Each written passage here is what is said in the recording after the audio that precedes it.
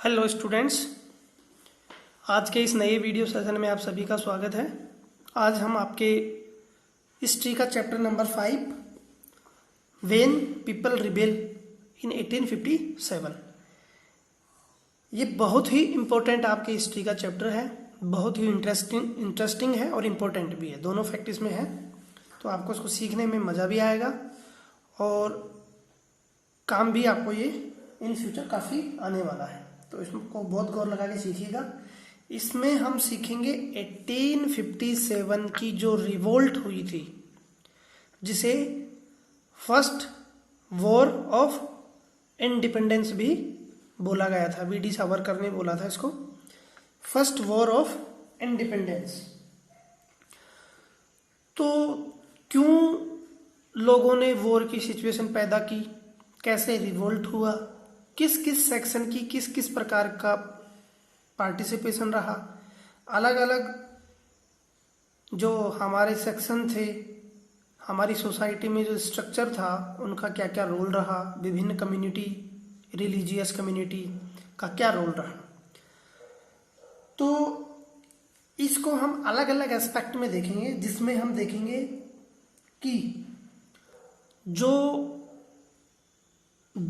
मुगल सम्राट यानी मुगल साम्राज्य के जो प्रतीक थे बहादुर शाह जफर, अंतिम हम उनको ये बोल सकते हैं कि लास्ट मुगल शासक थे वो, उनका क्या रोल रहा। पीजेंटरी यानी किसान वर्ग, लैंडलॉर्ड्स, ट्राइबल ग्रुप्स और आपके सोल्जर्स, जो कि बहुत ही इंपॉर्टेंट जिन्होंने रोल अदा किया। इसको बोला भी जाता है द रिवोल्ट ऑफ सोल्जर, सैनिक विद्रोह भी इसको बोला जाता है।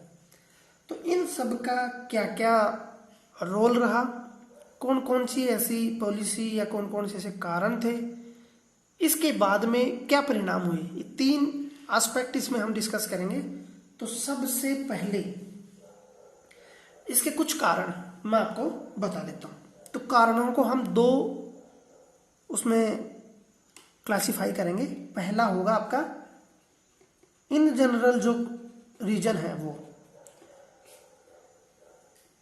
जनरल कोजेज जो हैं वो हम देख लेते हैं। तो जनरल कोज में क्या था, देखो, क्योंकि अंग्रेजों को, आपको ये तो अच्छे से पता है, 1757 के लगभग 100 साल की बात है फिक्स। 1857, 1764, इन सबको भूलना नहीं है ना, हिस्ट्री को कनेक्ट करते हुए हम चलना है। तो 1757 के लगभग 100 साल हो गए। तो 100 साल के दौरान अंग्रेजों में ये कॉन्फिडेंस आ गया था पूरी तरह से कि हम तो पैदा ही राज करने के लिए हुए हैं और हमें ताउम्र जितने हमारी पीढ़ी दर पीढ़ी होंगी वो इंडियंस को क्या बनाकर रखेंगे, अपना कॉलोनी बनाकर रखेंगे। तो इससे हुआ क्या, उनका जो मोरल कैरेक्टर था ना, वो थोड़ा सा क्या हो गया, डाउनग्रेड हो गया। क्योंकि वो लोगों को तिरस्कार की भावना से देखने लगे, लोगों को कुछ समझते नहीं थे, लोगों को हर प्रकार से एक्सप्लॉइट करते थे, अपनी तुलना में उनको बहुत नीचा समझते थे। तो ये कुछ कारण थे। इसके अलावा उनकी पॉलिसी कुछ ऐसी थी। पॉलिसी में यदि आप मेजर फैक्ट देखें तो डॉक्ट्राइन ऑफ लैप्स, डॉक्ट्राइन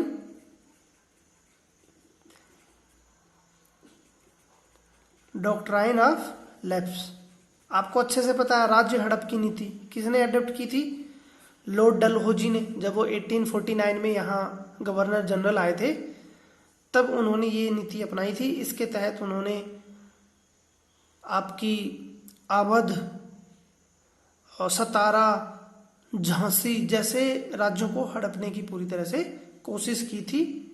तो ये भी उसका एक रिजल्ट रहा था। एक सबऑर्डिनेट अलायंस, सहायक संधि, वेलेजली, जिसके तहत वो क्या करता था, अपना रेजिडेंट वहाँ दरबार में रख देता था और उसकी ऑटोनॉमी को वो कहीं न कहीं प्रभावित करता था। राज्यकारी के जो डेली बेसिस के जो रूटीन कार्य होते थे उनमें वो इंटरफेयर करता था।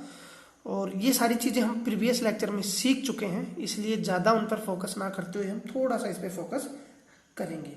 तो इससे हुआ क्या, जनता का जो विश्वास था या जनता के मन में क्या आया, असंतोष की भावना आ गई। किसके प्रति, विदेशी जो शासन था, फॉरेन जो रूल था उसके प्रति क्या हो गया, शासन के प्रति असंतोष आ गई और वो हेटरेट की भावना से पूरी तरह से लबलब हो गई, आप ये बोलो पूरी तरह से उनको वो घृणा करने लगे थे। अब उसी का परिणाम हुआ रिवोल्ट। और भी इसके महत्वपूर्ण कारण क्या था, जो सबसे इंपॉर्टेंट कारण हम यदि बोलें, that is economic exploitation.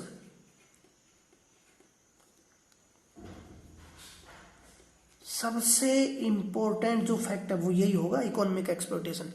Ultimate जो गोल था अंग्रेजों का वो क्या था, इंडियन रिसोर्सेज को ज्यादा से ज्यादा एक्सप्लॉइट करना, रिसोर्सेज से ज्यादा रेवेन्यू जनरेट करना और उनको ले जाकर अपने देश में क्या करना, लगाना, जिससे कि वहां के लोग और वहां की समृद्धि बनी रहे और यहाँ क्या हो, लोग गरीब हो जाए। तो ऐसा हो भी रहा था। और इसके अलावा आप यदि बोलो तो ट्रेडिशनल इकोनॉमिक स्ट्रक्चर जो था, इकोनॉमिक स्ट्रक्चर, उसको उन्होंने पूरी तरह से क्या कर दिया, तबाह कर दिया था। ट्रेडिशनल इकोनॉमिक स्ट्रक्चर की बात हम करें तो फिर आपको वापस जितना अभी तक आपने सीखा है वहां तुरंत आपका ध्यान चला जाना चाहिए। जैसे कि किस तरह से यहाँ के जो कॉटन इंडस्ट्री थी वो किस तरह से डेवलप थी, यहाँ के स्पाइसेज या जो मसाले होते थे वो किस तरह से यूरोपियन डोमेन में अपने आप को क्या करते थे, प्रिवेल करते थे। ये सब चीजें आपके दिमाग में तुरंत ही आ जानी चाहिए। तो अंग्रेजों के यहाँ आ जाने से यहाँ का जो ट्रेडिशनल इकोनॉमिक स्ट्रक्चर था वो पूरी तरह से तबाह हो गया। हम उसमें एग्जांपल ले सकते हैं, पीजेंट्री वर्ग पूरी तरह तबाह हो गया। मैं आपको नहीं बताऊंगा कि नीलहे के साथ क्या हुआ, जो नील की खेती करते थे उनके साथ क्या हुआ, टी प्लांटेशन वर्कर के साथ क्या हुआ, किस तरह से उन्होंने मिडिल जो एक वर्ग था उसको प्रोपोगेट किया। इसके अलावा किस तरह से परमानेंट सेटलमेंट की व्यवस्था आई। तो ये सारे कारण थे किस चीज के लिए, इकोनॉमिक एक्सप्लॉयटेशन करने के लिए। लैंड सेटलमेंट आप कर रहे हैं, आपका मोटो क्या है, इकोनॉमिक एक्सप्लॉयटेशन। तो ये सब चीजें उनसे क्या हुआ, इनसे सारे ही वर्ग इनसे दुखी हो रहे थे। जैसे आपके पीजेंट्री भी परेशान हो रहे थे, आपके क्राफ्ट पर्सन, आपके लैंड लॉर्ड्स, आपके चीफ जो होते थे, मुखिया लोग जो होते थे, वो सब इनसे परेशान हो गए थे। तो अंग्रेजों की जो लैंड और रेवेन्यू रिलेटेड जितनी भी पॉलिसी थी, इसके अलावा लॉज, अलग अलग प्रकार के लॉज वो बनाते रहते थे, लॉज। और इसके अलावा एडमिनिस्ट्रेशन की जो व्यवस्था थी, एडमिनिस्ट्रेशन जो था उनका, वो भी कहीं ना कहीं लोगों को क्या करता था, डिस्करेज करता था, परेशान करता था, या उनको उनकी स्थिति से क्या करता था, बगावत करने के लिए उनको मजबूर करता था। तो ये सारे कारण रहे। और जनरल कारण में हम देखें जो कि आपकी पुस्तक में नहीं दिए गए हैं, मैं अलग से आपको बता दे रहा हूँ। उसी समय जब ये 1857 में रिवोल्ट हुआ, उससे पहले कुछ इंटरनेशनली इनको युद्ध करने पड़े थे अंग्रेजों को। कौन कौन से वो युद्ध थे, सबसे पहले तो इनको करना पड़ा था अफगान युद्ध, अफगान वॉर। कब ये लड़ा गया था, 1838 टू 42। क्या हुआ मैं बताऊंगा। इसके अलावा और पंजाब में इन्होंने बहुत युद्ध की। पंजाब के जो सरदार, पंजाब को वैसे इन्होंने अपने में मिला लिया था, एनेक्स कर लिया था, लेकिन कुछ एरिया ऐसे थे जहां से रह कर क्या उनको युद्ध करना पड़ता था, क्योंकि वहां का जोग्राफिकल जो टेरेन था वो इनके अकॉर्डिंग नहीं था, तो उनको वहां भी ये हुआ 1845 से 49 में। तीसरा आपका हुआ था, आप इंटरनेशनली देखें तो क्रीमिया युद्ध, क्रीमिया का युद्ध हुआ था, क्रीमिया वार। इसको अनेक्स करने की इनकी लड़ाई हुई थी विदेशी दूसरी यूरोपियन पावर, जैसे रशिया के साथ, जर्मनी के साथ, इनके साथ काफी तगड़ा इनका युद्ध हुआ था, जो कि आपका देखने को मिलेगा 1854 से 56। अब ये युद्ध तो अंग्रेज लड़ते थे, लेकिन मैक्सिमम जो सैनिक होते थे वो भारतीय होते थे। इसके अलावा लोकल लेवल पे भी जैसे 1855 और 1856 में संथाल विद्रोह हुआ था। संथाल को क्या है, ट्राइबल ग्रुप, और भी छोटे मोटे ट्राइबल रिवोल्ट इनके खिलाफ होते रहते थे। तो ये कुछ कारण थे।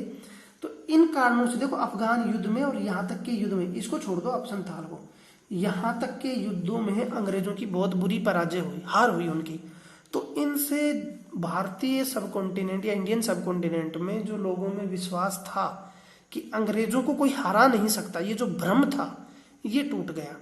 क्योंकि अंग्रेज जब से आए थे 1757 के बाद में उनको कोई बहुत बड़ी हार का सामना करना नहीं पड़ा और वो लगातार अपने जो मिशन थे उनमें कामयाब होते चले गए। तो लोगों में एक परसेप्शन बन गया कि ये तो अल्टीमेटली मतलब अल्टीमेट पावर है, इनको तो कोई हरा नहीं सकता।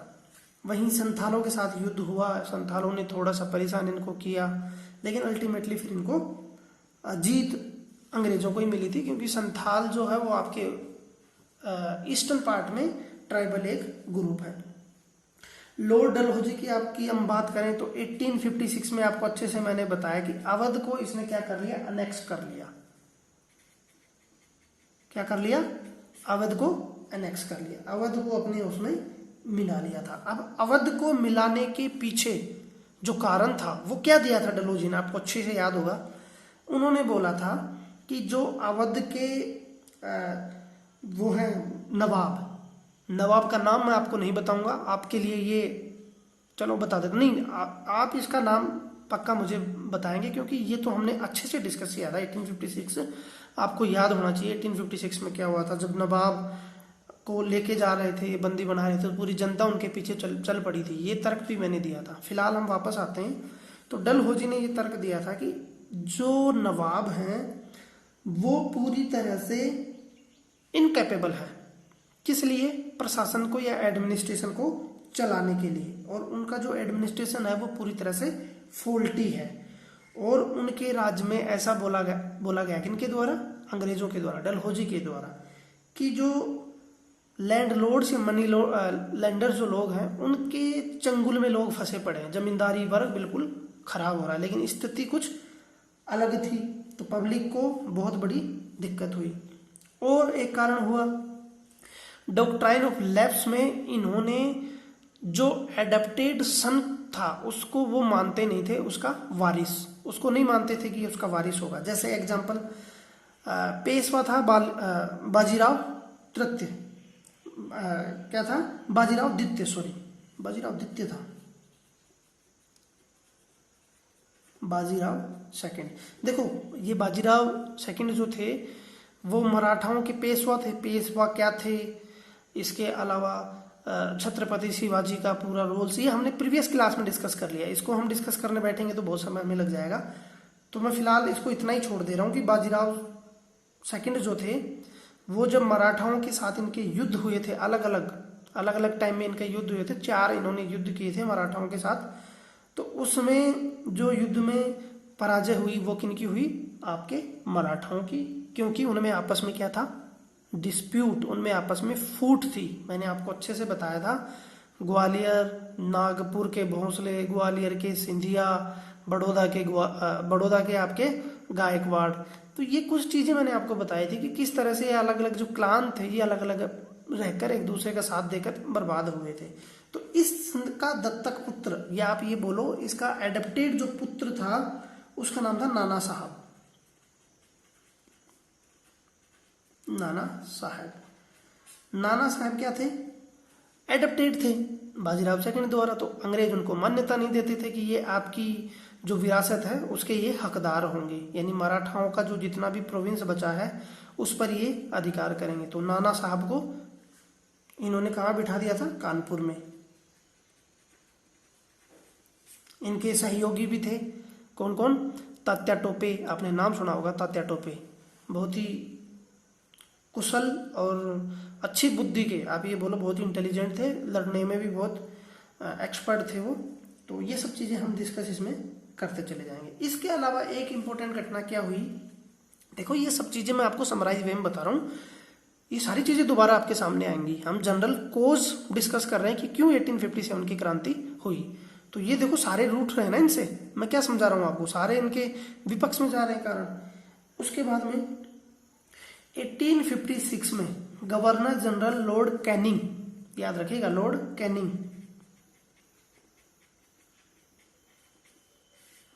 यानी 1857 के समय भी लॉर्ड कैनिंग ही यहाँ के क्या थे, गवर्नर जनरल। एक इंपॉर्टेंट फैक्ट है आपको पता होना चाहिए, 56 में कौन चले जाते हैं, आपके डलहौजी चले जाते हैं, सब यहाँ का बेड़ा गर्क करके वो चले जाते हैं। तो लॉर्ड कैनिंग ने घोषणा की थी कि जो मुगल एम्परर बहादुर शाह जफर हैं, जो कि अभी कहाँ रहते हैं, रेड फोर्ट में, उनका ट्रेडिशनल वो था। रेड फोर्ट किसने बनवाया था, आपके शाहजहां ने, तो तभी से राजकाज वहां से होता था।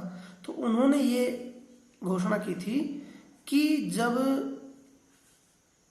आपके बहादुर शाह जफर अंतिम या लास्ट मुगल एम्परर रहेंगे, इनके बाद में इनको रेड फोर्ट से क्या कर दिया जाएगा, हटा दिया जाएगा, निकाल दिया जाएगा, और यहाँ से दिल्ली में कोई और दूसरी जगह इनको क्या रहने के लिए दी जाएगी। और वो जो उनके पास मुगलों के सम्राट की जो पदवी थी वो छीन ली जाएगी, और सिर्फ वो एक नॉर्मल राजा बनकर रह जाएंगे। राजा मतलब कि ये छोटे मोटे एरिया के राजा। तो राजा तो बहुत हुआ करते थे, सम्राट तो एक ही था। चलो, आपने अच्छे से सीखा है मुगलों के बारे में पिछली क्लास में। चलो, इसके अलावा एक कानून और बनाया, लॉज की हम बात करें तो 1850 में एक कानून बनाया अंग्रेजों ने, एक लॉ बनाया, क्या कि यदि कोई व्यक्ति धर्म परिवर्तन कर ईसाई या क्रिश्चियनिटी में आता है, कन्वर्ज करता है, तो उसको जो उसकी पैतृक संपत्ति है, हेरिडिटरी जो प्रॉपर्टी है, उसका उसको अधिकार मिल जाएगा। उससे बाकी इन्होंने खत्म कर दिया था। मतलब समझ में आया आपको कि सिर्फ क्रिश्चियनिटी के लोगों को ही हेरिडिटरी जो प्रॉपर्टी थी उसमें अधिकार मिलता था, अदरवाइज सबको ये क्या कर लेते थे, हड़प कर लेते थे। तो इससे लोगों में क्या धार्मिक जो सेंटिमेंट है वो कहीं ना कहीं हर्ट्स हुए। तो ये हमने कुछ जनरल कोज हम पढ़े। अब हम एक इम्पोर्टेंट कोज पढ़ेंगे जो हम बोलेंगे तत्कालीन कारण, कनकरेंट कोज। यानी तत्कालीन कारण क्या था, अंग्रेजों ने कुछ ऐसी राइफल बनाई थी, नई राइफल उन्होंने। अब राइफल का यूज इस्तेमाल कौन करेगा, सैनिक, यानी आपके सिपाही बोला जाता था उनको ना, सैनिकों को, आर्मी जो पर्सनल होते थे उनको सिपाही बोला जाता था। तो वो यूज करेंगे। तो उसमें क्या किया इन्होंने, जो कारतूस होते थे, जो चलाने के लिए कारतूस रखे जाते थे, उसमें उन्होंने चर्बी के जो कारतूस, चर्बी मैं वैसे लिख दे रहा हूँ ना, फैट को, चर्बी जो थी वो उनमें 2 तरह की चर्बी उसमें यूज की थी, एक तो काऊ और दूसरा आपका पिग। अब यहाँ एक चीज देखने की है, समझने की है कि काऊ से सेंटीमेंट जुड़े हुए थे हिंदुओं के, और पिग से जुड़े हुए थे मुस्लिम्स के। एक चीज मैं आपको बता देता हूं, 1857 की जो रिवोल्ट थी वो हिंदू मुस्लिम एकता का एक बहुत बड़ा एग्जाम्पल थी। यहाँ हिंदू और मुस्लिम एकता देखने को बनती थी, इतनी गजब की एकता थी ना लोगों में कि अंग्रेजों की पूरी जो इतना एस्टेब्लिश्ड शासन था उसको हिला दिया था इन्होंने। अभी फिलहाल हम मुद्दे पे आते हैं। चर्बी क्या थी, कारतूस होता था, कारतूस में चर्बी भरी होती थी काऊ और पिग की। तो अंग्रेजों हिंदुओं के कंसर्न थे काऊ से और पिग से थे मुस्लिम के। तो क्या करना पड़ता था, जो कारतूस था उसको मुंह से टच करना पड़ता था। एक ऐसी मैकेनिज्म होता है उसको चलाने के लिए कारतूस को, कि इसको छीलना पड़ता था पहले मुंह से। तो इन दोनों के सेंटीमेंट जो है वो हर्ट होंगे, क्योंकि इनकी तो हमारी सोसाइटी में हमेशा से रिलीजियस जो ट्रेंड है ना वो ऐसा ही इंट्रिंसिक, या आप ये बोलो बहुत ही अंदर तक लोगों के दिलो दिमाग में भरा पड़ा है कि लोग एकदम से एग्रेसिव हो जाते। तो उस समय भी ऐसा ही हुआ कि हिंदू भी नाराज हो गए और ये भी नाराज हो गए। इन्होंने उस कारतूस को चलाने से ही मना कर दिया जितने हिंदू और आपके मुस्लिम सैनिक थे। तो ये एक उस समय का सबसे बड़ा कारण था। अब आते हैं हम आपके सिलेबस पर। मैंने यहाँ आपका थोड़ा सा ग्राउंड बनाया है, अब इसमें से कई चीजें आपको रिवाइज करनी होंगी। मैं आपको अब आपकी जो टेक्स्ट बुक है उसके अकॉर्डिंग आपको थोड़ा सा पढ़ाता हूँ। अब इसको हम टॉपिक वाइज पढ़ेंगे। कारण आप समझ गए, कारण समझने के बाद में हम इसमें पढ़ेंगे कि अलग अलग जो कम्युनिटी या अलग अलग सेक्ट के जो लोग थे उनके साथ क्या हुआ। तो सबसे पहले हम फोकस करेंगे नवाब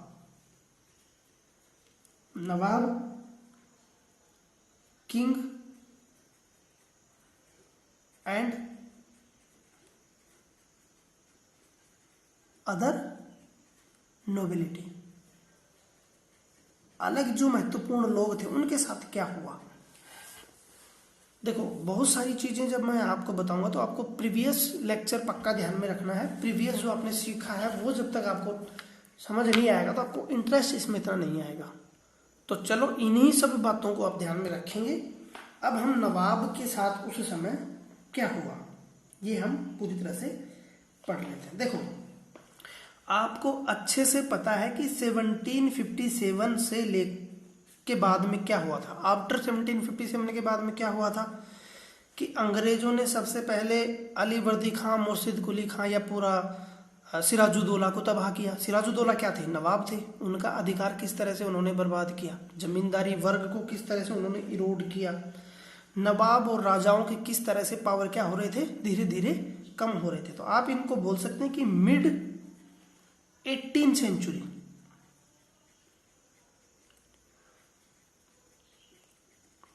मिड 18th सेंचुरी के बाद में हो क्या रहा था, नवाब और राजाओं की पावर धीरे धीरे कम होते चले जा रहे थे। उनकी अथॉरिटी, उनके ओनर, देखो पावर कम होगा तो जाहिर सी बात है कि उनकी जो अथॉरिटी और जो ओनर होगा जो लोगों में होता था वो कम होगा सॉरी। इसके अलावा मैंने आपको एक चीज बताई थी कि 1790 के लगभग जब लॉर्ड वेलेस्ली ने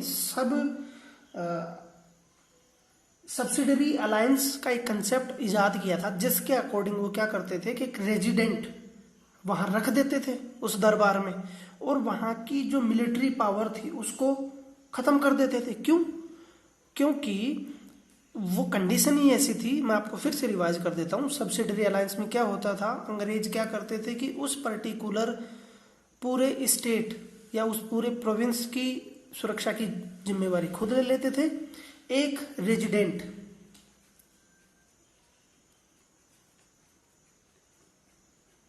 रेजिडेंट किसका होता था? ये आपका ब्रिटिशर्स, इसको वहां रख देते थे और उनको ये बोलते थे कि पूरी जिम्मेवारी हमारी है। आपकी जो मिलिट्री पावर है उसको कुछ लेवल तक आप कम कर दें। लेवल कितना भी हो सकता था, 80% तक कम कर दो, 90% तक कम कर दो और कुछ लोग आप रख सकते हैं। तो पूरी तरह से वो डिपेंडेंट किस पे हो जाते थे? अंग्रेजों पर। इसके अलावा कोर्ट्स में रेजिडेंट को बिठा दिया जाता था, ये आपको अच्छे से पता है सब। मैंने आपको अच्छे से बता रखा है। आर्म्ड फोर्सेज को डिसबैंड कर दिया गया था और उनकी रेवेन्यू पावर और टेरिटरीज को भी किस तरह से धीरे धीरे कम कर दिया था। ये सब चीजें हमने सीख ली हैं। इसके अलावा दूसरा फैक्ट क्या था, कुछ रूलिंग जो पावर में जो फैमिली थी वो क्या करते थे, अंग्रेजों से नेगोशिएट करने की कोशिश करते थे। कुछ उन्हें नेगोशिएट करने की कोशिश की। किस तरह की नेगोशिएट?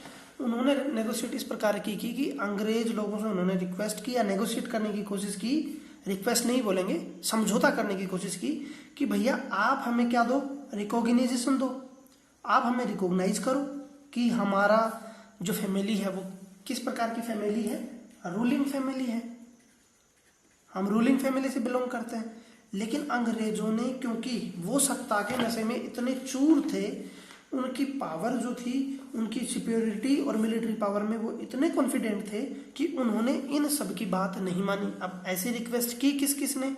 आप बात कर सकते हैं इसमें रानी लक्ष्मीबाई, रानी लक्ष्मीबाई और आपके नाना साहब।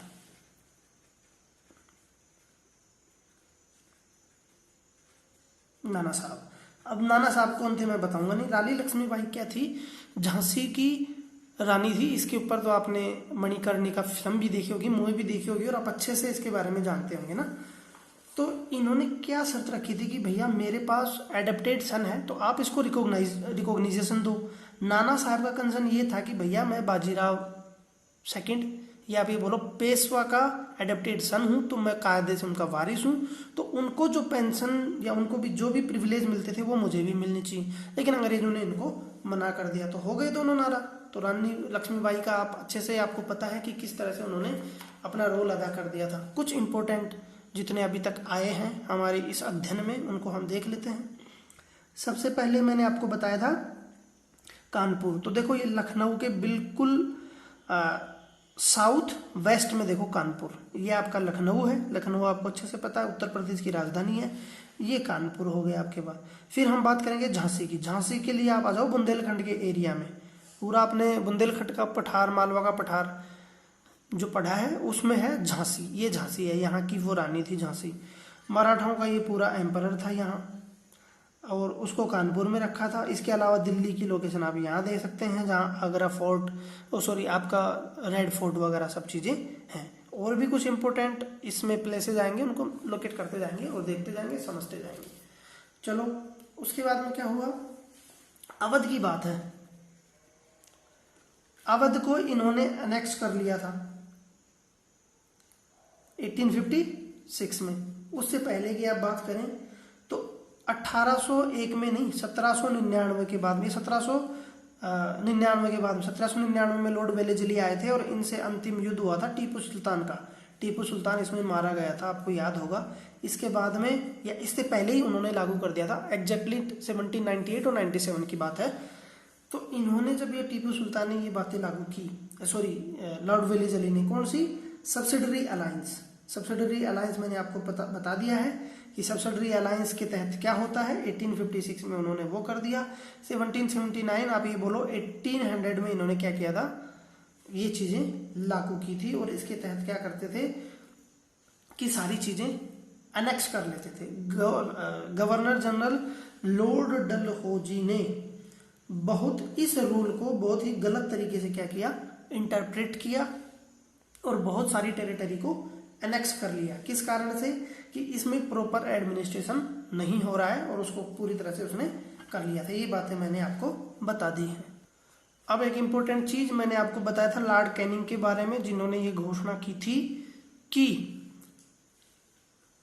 बहादुर शाह जफर अंतिम मुगल सम्राट होंगे। इनके बाद में यहाँ का कोई भी सरदार नहीं होगा, कोई भी मुगल किंग नहीं होगा उनकी डेथ के बाद, और उनको किंग रिकॉग्नाइज नहीं किया जाएगा। आपकी बुक में इसमें दे रखा है कि ये जो डिसाइड किया ये लॉर्ड डलहौजी ने किया, लेकिन फैक्ट ये है कि कैनिंग ने ये बात बोली थी, लॉर्ड कैनिंग ने ये घोषणा की थी। तो आप इसको याद रखिएगा, आपसे प्रश्न इससे संबंधित पूछा जा सकता है।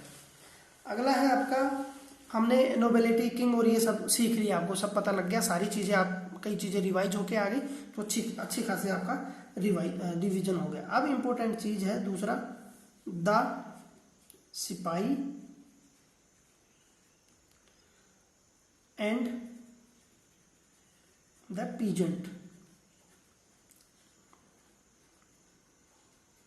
पहले फोकस करेंगे हम पीजेंट्स पर। देखो पीजेंट पर फोकस करने से पहले आपको प्रीवियस सारी बातें याद होनी चाहिए। कौन सी, सेटलमेंट आपको अच्छे से याद होंगे।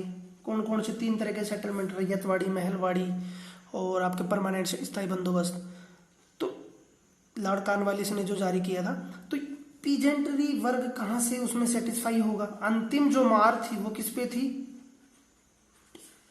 पीजेंट पे। तो पीजेंट का डिससेटिस्फेक्शन तो आपको वैसे ही पता होगा। क्या करना पड़ता था, पीजेंट को, जमींदारों को अपनी बहुत बड़ी जो चीजें होती थी, बहुत बड़ी जो पैदा का माल होता था, वो तो बहुत बड़ी मात्रा में दे दिया जाता था। 3 कठिया या फिर 1/10, 1/20 भाग, अलग अलग एरिया में अलग अलग इसकी रेट हुआ करती थी।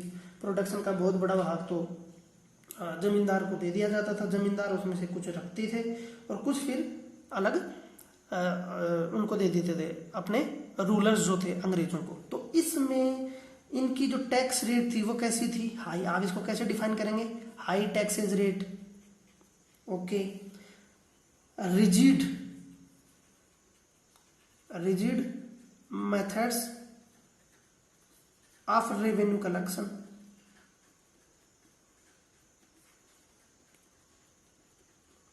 रेवेन्यू कलेक्शन के जो मेथड थे वो बहुत ही रिजिड थे। कई किसान खराब पैदावार के कई कारण हो सकते थे। फर्टिलिटी कम हो, मॉनसून का इम्पैक्ट ऐसा हो कि पैदावार कम हो, तो वो अपने जो टैक्स होते थे वो देने में फेल हो जाते थे। इसके अलावा उन जो विभिन्न प्रकार के लोन वगैरह वो लेते थे, वो मौसम की मार मानो या कुछ और ड्रोट वगैरह कुछ भी मानो, उसकी वजह से क्या होते थे, वो पे बैक नहीं कर पाते थे। इस कारण से धीरे धीरे वो अपनी लैंड से अपने राइट्स को खोते चले जाते थे। तो ये सारा किया कराया किसका था, अंग्रेजों का। अंग्रेजों ने ऐसा सिस्टम इजाद किया था। तो पीजेंट्री वर्ग तो इनसे पूरी तरह से नाखुश था ज्यादा। और भी इसमें आप जोड़ सकते हैं सिपाहियों के, सॉरी, जमींदार भी एक दूसरे से खुश नहीं हुआ करते थे। क्यों? पीजेंट ने जमींदार को यदि प्रॉपर फसल या टैक्स नहीं दिया तो वो भी उसको नहीं दे पाएगा। बदले में वो क्या करते थे, इतने रिजिड रूल थे कि जमींदारी ही छीन लिया करते थे।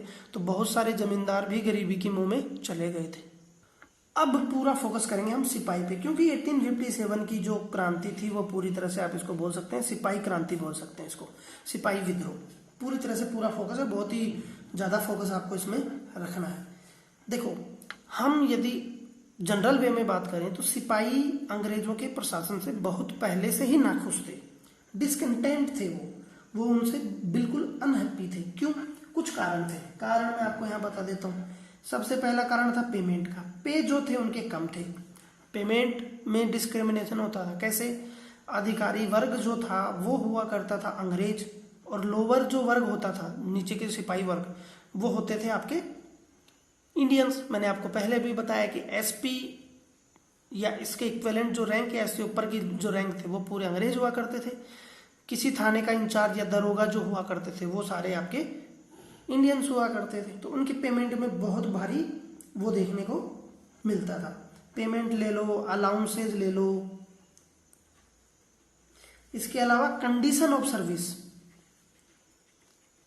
कंडीशन ऑफ सर्विस, देखो ये कुछ पॉइंट होते हैं जिनको लिखना पड़ता है। Condition of service, condition of service में क्या लिखेंगे कि डिस्क्रिमिनेशन होता था, उन लोगों के लिए अच्छी कंडीशन होती थी, यहाँ का जो सिपाही या अधिकारी होता था उसको कम प्रिविलेज दिए जाते थे। तो ये सारी चीजें होती थी। कुछ रूल्स, कुछ ऐसे रूल्स हुआ करते थे जो कि फ्रेम किया गया था ईस्ट इंडिया कंपनी या अंग्रेजों के द्वारा। वो क्या करते थे कि इंडियंस के जो रिलीजियस सेंटिमेंट्स हैं उनको हर्ट्स करते थे। फॉर एन एग्जाम्पल मैं आपको बताऊं, देखो एक इंपॉर्टेंट एग्जाम्पल तो मैंने आपको बता दिया, चर्बी वाला, वो दोबारा भी आएगा, लेकिन और भी कुछ कारण थे। क्या? उस समय हमारी सोसाइटी में, इंडियन सोसाइटी में ये कल्चर था कि समुद्र यानी सी वाटर को पार करना या इसकी यात्रा करना, सी ट्रेवल करना पूरी तरह से बैन था। क्यों? हमारी सोसाइटी के विभिन्न वर्ग आपने पढ़े हैं, ब्राह्मण, क्षत्रिय, शूद्र, वैश्य। तो जितने रूल रेगुलेशन इजाद किए जाते थे वो ब्राह्मणों के द्वारा किए जाते थे। तो ब्राह्मण वर्ग जो कि बहुत पढ़ी लिखी कम्युनिटी थी, उन्होंने ये पब्लिक डोमेन में ये इश्यू रखा, ये बात रखी कि यदि आप पानी को तैरकर दूसरी जगह जाएंगे, सपोज कि जैसे आप यहाँ हो, यहाँ से तैरकर अभी आप यहाँ जा रहे हो, यानी आप सी की ट्रेवलिंग कर रहे हो, तो ये टोटली आपके धर्म के खिलाफ होगा। समझ में आ गया आपको? अब आपको पता है कि इंडियन जो पॉपुलेशन है वो तो रिलीजियस एक्टिविटी को लेकर बहुत सेंसिटिव है। तो हुआ क्या, पूरी तरह से बैन था, कोई नहीं जाता था। इसका एक सबसे बड़ा इम्पैक्ट ये भी हुआ कि हमारा देश कितना पीछे रह गया। हम विदेशों से कट गए ना भैया। आप ट्रैवलिंग नहीं करोगे दूसरी जगह क्या हो रहा है ये नहीं सीखोगे तो पीछे चले जाओगे। आप देखोगे तो 14वीं सेंचुरी तक हमारा देश यूरोपियन और वर्ल्ड के अलग कंट्री से बहुत आगे था। लेकिन जैसे जैसे ये नई नई हाइपोथेसिस लोगों में आई, वैसे वैसे लोग क्या हुए, दूर जाना बंद कर दिया, विदेशों से कट गए, तो पिछड़ते चले गए। इंडस्ट्रियलाइजेशन का दौर आया, उन्होंने नए नए उपकरण बना लिए, रिजल्ट हुआ कि उनका एक्सपेंशन हुआ और उन्होंने इंडिया को कॉलोनी बनाया। यदि आप शुरू से ही लोगों से कनेक्टेड रहते, ग्लोबलाइजेशन का दौर पहले ही होता, तो ये सब समस्याएं नहीं आती। फिलहाल उस समय ये चीजें बैन थी, तो हम उसी पे फोकस करेंगे। बैन थी तो सिपाही भी नहीं जाना चाहेंगे। तो उस समय हुआ क्या था कि युद्ध हुआ था किसके साथ, 1824 में, याद रखना 1824 में तत्कालीन बर्मा आज क्या है, म्यांमार। लोकेशन इंपॉर्टेंट है, आप पक्का याद रखिएगा, म्यांमार है ना। तो म्यांमार में युद्ध हुआ था, तो यहां से सिपाहियों को वहां जाना था। तो अंग्रेजों ने बोला कि भैया आपको उसकी मदद से जाना पड़ेगा। किसकी मदद से? देखो ये म्यांमार है, तो लैंड रूट की बजाय उन्होंने बोला कि आपको यहां से शिफ्ट करना पड़ेगा, शिप की मदद से और सी रूट की मदद से। तो सिपाहियों ने मना कर दिया, बड़ी मात्रा में सिपाहियों ने मना कर दिया कि हम नहीं जाएंगे। तो इससे हुआ क्या, कई सैनिकों को इन्होंने डिसमिस कर दिया, कईयों को इन्होंने पनिशमेंट दी, और हुआ क्या, ये गलत इंपैक्ट हुआ, सिपाहियों में गलत इंपैक्ट किया। इसके बाद में 1856 में, देखो 1824 की बात है, उस समय के जितने सिपाही थे उनको तो उन्होंने पनिशमेंट दे दी, लेकिन 1856 में एक रूल आया कि इंडियन आर्मी में, यानी तत्कालीन भारतीय जो सेना थी, यानी जो ब्रिटिश गवर्न करते थे, उस सेना में सेवा करने का मौका उन्हीं को दिया जाएगा। यानी सर्विस रूल कुछ बना दी जो कि सी रूट से ट्रेवल करने में परहेज नहीं करेंगे। तो ये एक नया चीज आ गई, तो डिसकंटेंट का कारण बन गया, अनहैप्पीनेस का कारण बन गया। कारण ही तो हम डिस्कस कर रहे हैं।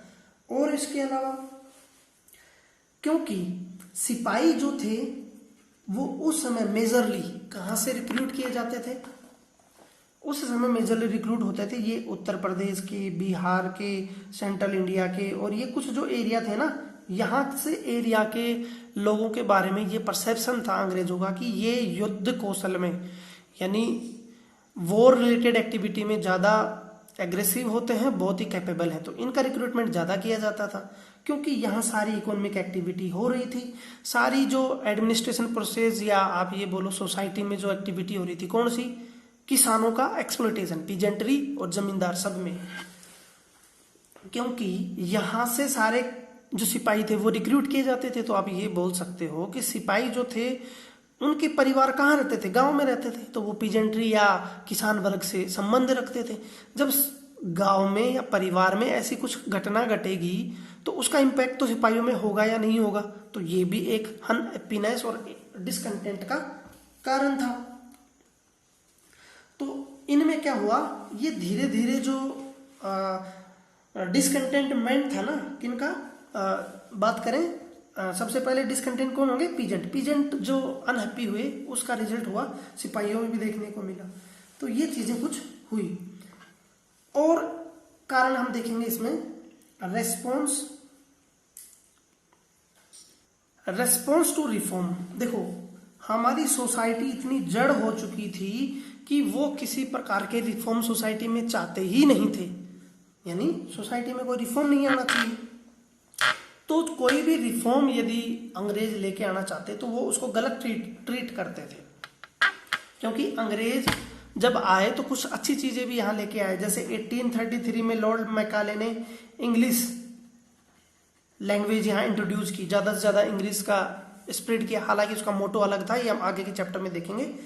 तो हुआ क्या, जो रिफॉर्म हुए थे ना उनको भी रिएक्ट किया लोगों ने। कैसे, 1829 में हमारे यहाँ कुछ कुरीतियां हुआ करती थी, उनमें से एक थी सती प्रथा। सती प्रथा होती क्या है, सती प्रथा में बेसिकली ये होता है कि यंग एज में यदि किसी वुमेन का हस्बैंड डेथ कर जाता है तो उसको उस मैन की चिता के साथ बैठना पड़ता है, उसमें उसको अपनी जान देनी पड़ती है जलकर। तो कितनी बड़ी बेकार कुरीति थी कि जिंदा आप आदमी को जला रहे हैं। लेकिन हमारे लोग इतने इन चीजों से कनेक्टेड थे, इनको ये भगवान के नियम मानते थे, वो गॉड के नियम मानते थे। तो 1829 में राजा राम मोहन राय के अथक प्रयासों से 1829 में लॉर्ड विलियम बेंटिंग इसको क्या कर दिया, अनकॉन्स्टिट्यूशनल, और इसको बैन लगा दिया कि ये भैया सती प्रथा पूरी तरह से बैन है, सती प्रथा कोई भी प्रैक्टिस नहीं करेगा। तो इसका हमारी सोसाइटी में बहुत ही आप ये बोलो कि विरोध होने लगा। जो कुछ लोग थे जो इन्हीं के ऊपर अपनी रोटी वगैरह पका के खाते थे, लोगों को अंधविश्वास देना, लोगों को आपस में लड़ाना, तो उनकी तो कहीं ना कहीं प्रॉब्लम होगी। तो वो लोग जुड़े हुए होते थे सोसाइटी में इतनी एजुकेशन थी नहीं, तो लोग उनकी बहकाओं में आ जाते थे। तो अंग्रेजों के अच्छे कामों को भी उन्होंने बुरा माना। देखो बुरे को तो बुरा मानेंगे, लेकिन अच्छा जो था उनको भी बुरा मानेंगे। इसी में आप देखेंगे ईश्वर चंद्र विद्यासागर ने 1856 में विधवा पुनर्विवाह, मतलब विधवा यदि अर्ली एज में कोई विधवा हो रही है तो उसको दोबारा विवाह रीमैरिज करने का अधिकार है, तो इसको भी लोगों ने बहुत वो किया। यंग डेरोजियो, यंग बंगाल के डेरोजियो, उनकी आप पढ़ सकते हैं। दयानंद सरस्वती हालांकि बाद में आए 1870 के बाद में, तो उनकी भी कुछ रिफॉर्म हुए। तो ये सारे रिफॉर्मर जो थे, सोशल रिफॉर्मर, इनको इन्होंने बहुत ही क्या माना, इनका भी रेस्पॉन्स इनका नेगेटिव रहा। इसके अलावा 1830 में हुआ क्या कि क्रिश्चियन मिशनरी को अलाउ कर दिया गया। देखो हुआ क्या था, क्योंकि अंग्रेज भी ये बात जानते थे कि इंडियन सेंटिमेंट जो है वो रिलीजियस के प्रति बहुत ही स्ट्रॉन्ग है, उनको इस मामले में छेड़ना नहीं है। लेकिन क्योंकि उनमें कॉन्फिडेंस आ गया था, हमने बात की थी 1757 से 1857 के बीच में कुछ स्थिति ऐसी हुई कि उनमें बहुत ज्यादा कॉन्फिडेंस आ गया, तो उन्होंने क्या किया, क्रिश्चियनिटी जो मिशन थे, क्रिश्चियन मिशनरी, ये मिशनरी क्या होती थी मैं आपको बताता हूं। मिशनरी आज भी लागू है, आज भी हमारे देश में, क्योंकि हम धर्मनिरपेक्ष राज्य है ना, तो ये सब चीजें बैन नहीं है हमारे यहाँ कोई भी अपने धर्म का प्रचार प्रसार कर सकता है। तो उस समय अंग्रेज इन वैल्यूज को फॉलो करते थे, लेकिन उनकी जो सोच थी वो नेगेटिव थी। वो क्या करना चाहते थे, फोर्सफुली क्रिश्चियनिटी को बढ़ाना चाहते थे। क्या करते थे, कुछ मिशनरियां परमिशन लेकर आती थी, कहां से, वेस्टर्न वर्ल्ड से। वेस्टर्न वर्ल्ड बोले तो आपका यूरोपियन कंट्री जैसे Spain, Portuguese, France, UK, Germany, यहां से लोग आते थे, इनको सपोर्ट देते थे वहां के लोग, वहां के जो कॉरपोरेट्स थे, क्योंकि वो संपन्न थे। संपन्न क्यों थे आपको पता है, हम तो हमारे देश के बारे में सब पढ़ रहे हैं, ऐसे तो बहुत सारी कॉलोनियां थी इन लोगों की, तो रिसोर्सेज ले जाकर इनको वो फंड करते थे। और ये क्या करते थे, वर्ल्ड के जितने भी एशिया, अफ्रीका या जो लीस्ट डेवलप्ड कंट्री थी, उनमें क्रिश्चियनिटी का प्रचार प्रसार करती थी। तो मिशनरी को आप ऐसे ही रिलेट कर सकते हैं। तो 1850 में हुआ क्या कि इनको अलाउ कर दिया गया, अंग्रेजों ने लॉ बनाया कि क्रिश्चियन मिशनरी तो भैया आप तो एनजीओ हो, नॉन गवर्नमेंट ऑर्गेनाइजेशन हो, तो आपको तो रिसोर्सेज पे अधिकार होना ही नहीं चाहिए, आज भी नहीं होता। तो इनको उस समय लॉ बनाकर दे दिया कि क्रिश्चियन मिशनरी जो है वो क्या कर सकती हैं, लैंड और प्रॉपर्टी को रख सकती हैं। तो इसका लोगों में बहुत बुरा प्रभाव देखने को मिला। लोगों ने सोचा कि भैया अंग्रेज तो धीरे धीरे इकोनॉमिक से हमारे रिलीजियस सेंटिमेंट्स को भी हर्ट्स करने जा रहे हैं, ये तो धीरे धीरे हमारे सारे धर्म परिवर्तन करवा देंगे। तो हिंदू और मुस्लिम दोनों में ही इसका रिटेलिएशन देखने को मिला। और मैंने आपको एक चीज बताई थी कि 1850s में एक कानून भी बनाया गया था, जिसके तहत ये बात बोली गई थी कि यदि कोई चेंज करता है, कन्वर्ज करता है किसमें, दूसरे धर्म से क्रिश्चियन में, तो उनको हेरिडेटरी राइट्स भी मिलेंगे, उनको जो इनहेरिटेंस को जो राइट है वो भी उनको मिलेंगे। तो ये भी एक सबसे बड़ी चीजें हो गई। तो इस तरह से उन लोगों ने इसको धीरे धीरे क्या करना शुरू कर दिया, बुरा मानना शुरू कर दिया। तो ये कुछ हमने कारण पूरा डिस्कस कर लिया। अब हम कैसे ये क्रांति फैली उसको डिस्कस करेंगे, और उसके बाद में अलग अलग इसका एस्पेक्ट देखने के बाद में इसके बाद की स्थिति क्या हुई वो देखेंगे। तो इस वीडियो में सिर्फ इतना ही, बाकी हम अगले वीडियो में डिस्कस करेंगे। Thank you so much.